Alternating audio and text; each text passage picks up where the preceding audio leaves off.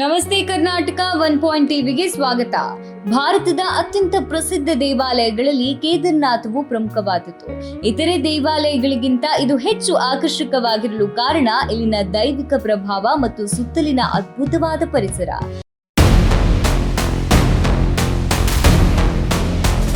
ಪ್ರತಿ ವರ್ಷ ಲಕ್ಷಾಂತರ ಭಕ್ತರು ಪ್ರವಾಸಿಗರು ಕೇದಾರನಾಥಕ್ಕೆ ಭೇಟಿ ನೀಡಲು ಕಾಯ್ತಾರೆ. ಉತ್ತರಾಖಂಡದ ಹಿಮಾಲಯ ಶ್ರೇಣಿಯ ನಡುವೆ ಇರುವ ಕೇದಾರನಾಥ ಧಾಮವು ಚಾರ್ಧಾಮ ಯಾತ್ರೆಯಲ್ಲಿ ಒಂದಾಗಿದೆ. ಅಲ್ಲದೆ ಶಿವನ 12 ಜ್ಯೋತಿರ್ಲಿಂಗಗಳಲ್ಲಿ ಒಂದಾದ ಕೇದಾರನಾಥವು ವರ್ಷದ 6 ತಿಂಗಳುಗಳ ಕಾಲ ಮಾತ್ರ ದರ್ಶನಕ್ಕೆ ಮುಕ್ತವಾಗಿರುತ್ತೆ. ಹೀಗಾಗಿ ಜನರು ಪ್ರತಿ ವರ್ಷ ಕಾತರದಿಂದ ಶಿವನ ದರ್ಶನಕ್ಕಾಗಿ ಕಾಯ್ತಾರೆ.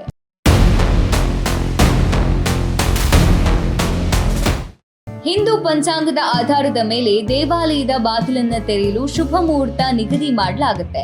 ಪುರೋಹಿತರು ಪಂಚಾಂಗದ ಲೆಕ್ಕ ಹಾಕಿದ ನಂತರ ಮಹಾಶಿವರಾತ್ರಿಯಂದು ದೇವಾಲಯ ತೆರೆಯುವ ದಿನಾಂಕವನ್ನ ಅಧಿಕೃತವಾಗಿ ತಿಳಿಸುತ್ತಾರೆ. ಸಾಮಾನ್ಯವಾಗಿ ಏಪ್ರಿಲ್ ಮತ್ತು ಮೇ ತಿಂಗಳಲ್ಲಿ ಕೇದಾರನಾಥಕ್ಕೆ ಆಗಮಿಸಲು ಭಕ್ತರಿಗೆ ಅವಕಾಶ ದೊರೆಯುತ್ತೆ. ಇನ್ನು ದೇವಾಲಯವು ಅಕ್ಷಯ ತೃತೀಯದ ಶುಭ ಮುಹೂರ್ತದಲ್ಲಿ ತೆಗೆದುಕೊಳ್ಳುವ ಮೂಲಕ ಹಬ್ಬದ ಮಹತ್ವವನ್ನ ಹೆಚ್ಚಿಸುತ್ತೆ. ಅದೇ ರೀತಿ ಈ ವರ್ಷವೂ ಮೇ 2ರಂದು ದೇವರ ದರ್ಶನದ ಭಾಗ್ಯ ದೊರೆಯಲಿದ್ದು, ದೀರ್ಘ ಚಳಿಗಾಲದ ತಿಂಗಳುಗಳು ಮುಗಿದ ನಂತರ ದೇವಾಲಯದ ಬಾಗಿಲು ತೆರೆಯುತ್ತದೆ. ಮೇ ತಿಂಗಳ ಆರಂಭದಿಂದ ಕೇದಾರನಾಥಕ್ಕೆ ಭಕ್ತರು ಪ್ರಯಾಣ ಬೆಳೆಸಲು ಸರ್ವ ಅವಕಾಶಗಳಿದ್ದು, ಭಕ್ತರು ಶಿವನ ಆಶೀರ್ವಾದ ಪಡೆಯಬಹುದಾಗಿದೆ. ಈ ಅಕ್ಷಯ ತೃತೀಯದಂದು ದೇವಾಲಯವು ವೇದ ಮಂತ್ರಗಳ ಪಠಣ, ಪ್ರತಿಧ್ವನಿಸುವ ಘಂಟೆಗಳ ಶಬ್ದಗಳು ಮತ್ತು ಧೂಪ ದ್ರವ್ಯದ ಸುವಾಸನೆಯೊಂದಿಗೆ ತೆರೆಯುತ್ತದೆ. ಈ ಭವ್ಯ ಸಮಾರಂಭದಲ್ಲಿ ಭಾಗವಹಿಸುವುದನ್ನ ಭಕ್ತರು ಜೀವನದ ಧನ್ಯತೆ ಎಂದು ಭಾವಿಸುತ್ತಾರೆ. ಇನ್ನು ಅಂದು ದೇವಾಲಯದ ಪ್ರಭಾಲಯವು ಭಕ್ತಿ ಗೀತೆಗಳಿಂದ ಮುಳುಗುತ್ತದೆ. ಇಂತಹ ದೈವಿಕ ಸಂಭ್ರಮದ ಸಮಯದಲ್ಲಿ ಭಕ್ತರು ಆಧ್ಯಾತ್ಮಿಕತೆಯಿಂದ ತುಂಬಿ ತುಳುಕ್ತಾರೆ.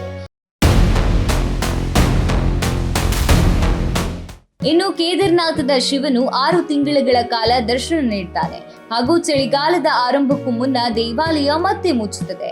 ದೀಪಾವಳಿ ಆಗಮನದೊಂದಿಗೆ ದೇವಾಲಯದ ಮುಚ್ಚುವ ದಿನಾಂಕವನ್ನು ನಿಗದಿಪಡಿಸಲಾಗುತ್ತೆ. 6 ತಿಂಗಳ ಸಮಯ ತೆರೆದಿರುವ ದೇವಾಲಯವು ದೀಪಾವಳಿಯ 2 ದಿನಗಳ ನಂತರ ಬಾಹ್ಯ ದೂಜ್ನಲ್ಲಿ ಬಾಗಿಲು ಮುಚ್ಚುತ್ತದೆ. ದೇವಾಲಯದ ತಾತ್ಕಾಲಿಕ ಮುಚ್ಚುವ ದಿನಾಂಕ 2025 ನವೆಂಬರ್ 14 ಆಗಿದ್ದು, ನಿಖರವಾದ ಅಂತಿಮ ದಿನಾಂಕಗಳನ್ನು ವಿಜಯದಶಮಿ ಎಂದು ಘೋಷಿಸಲಾಗುತ್ತೆ.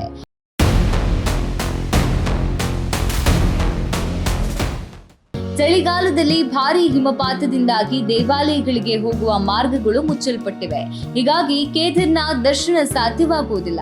ಆದ್ರಿಂದ ಜನರು ದೈವಿಕ ಸಂಪರ್ಕವನ್ನ ಕಾಪಾಡಿಕೊಳ್ಳಲು ಚಳಿಗಾಲಕ್ಕಾಗಿ ಶಿವನನ್ನ ಉಖಿಮಠಕ್ಕೆ ಕರೆದೊಯ್ಯಲಾಗುತ್ತೆ ಎಂದು ನಂಬಲಾಗಿದೆ.